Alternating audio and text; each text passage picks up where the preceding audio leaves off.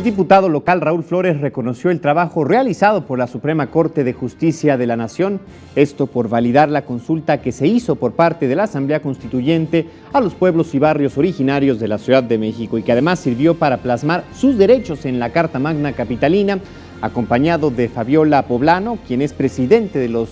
consejos de pueblos y barrios originarios de la ciudad, aseguró que las acciones de inconstitucionalidad en contra del texto supremo fueron una oleada conservadora que pretendía tumbar el ordenamiento, pero no tuvo efecto pretendido. Por su parte, Fabiola Poblano dijo que el fallo de la Corte es histórico, ya que indica que la Carta Magna local está basada en la opinión y consulta a los pueblos originarios, situación que no había ocurrido en ninguna otra parte del mundo. Y así lo dijo.